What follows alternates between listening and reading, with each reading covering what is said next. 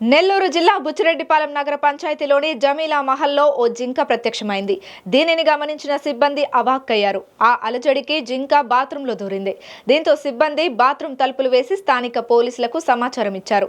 వెంటనే ఫారెస్ట్ అధికారులకు సమాచారం ఇచ్చారు. దీంతో ఫారెస్ట్ బీట్ అధికారి తన సిబ్బందితో వచ్చి జింకను బంధించి వైద్య పరీక్షలకు తీసుకెళ్లారు.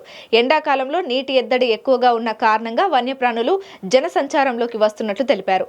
ఏ జంతువులు కనిపించినా వాటికి ఏ హాని తలపెట్టకుండా అటవీ శాఖ సిబ్బందికి సమాచారం ఇవ్వాలని ఆయన కోరారు.